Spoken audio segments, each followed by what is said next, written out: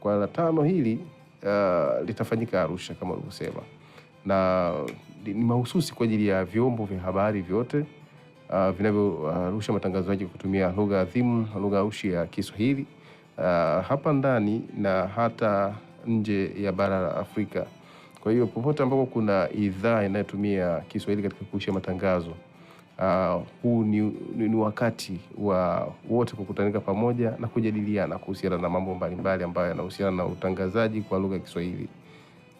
Na hapo tutakutana na watu mbalimbali, tutapata vitu vingi na uzoefu wa watu wengi ambao utasemwa katika kongamano hilo. Ukiwa hapo mwasilishaji wa kwanza na mtu mashuhuri na muhimu kabisa ni Mheshimiwa Tido Muhando ambaye atatoa uzoefu wake. Tunajua wote kwamba Tido Muhando ni mtu nguli kweli na ni mtu ambaye amefanya kazi kwa muda mrefu akifanya katika vyombo mbalimbali hapa duniani.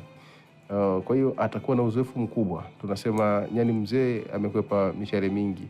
Kwa hiyo yeye kama mtu mzima na mtu ambaye amefanya kazi sana katika vyombo vya habari atatoa uzoefu wake wa ufanyaji kazi wake. Kwa hiyo itakuwa ni fursa kwa watu watakao kuwapo katika kongamano hili hapo Arusha, ili waweze kusikia kile ambacho kitashirikishwa siku hiyo kutoka katika uzoefu wa mtu nguli kweli kweli mtu maridadi atakuwa hapo. Kwa hiyo tutasikia mengi, na unajua neno moja tu linaweza kumuokoa mtu, neno moja tu. Ama uzoefu ni kama ushuhuda wa kitu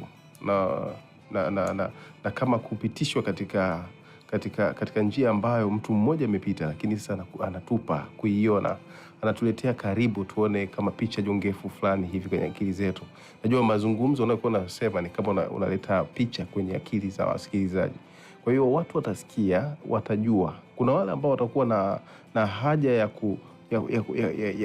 kutaka kutoka na wenyewe kwa namna ya kutaka kutafuta fursa nyingine, labda kupita kufikia katika malengo yao. Huwezi kupita njia ile ile ambayo mtu amepita, lakini ukisikia njia mtu mwingine inaweza kukupa nguvu ya wewe kuendelea na safari ambayo ulikuwa umeanza.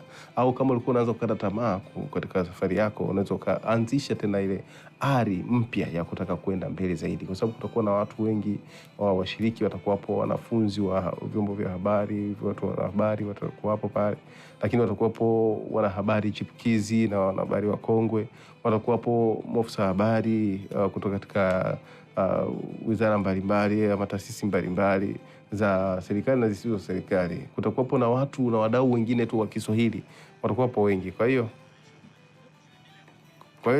hiyo cha msingi ambacho tunatakiwa tukifanye ni kuzidi kuwa na utayari wa kusikiliza kutoka kwa watu pale, na itatusaidia sana sisi kujua hata malengo yetu. Kuna wakati mwingine mkutano unakutanisha watu wengi.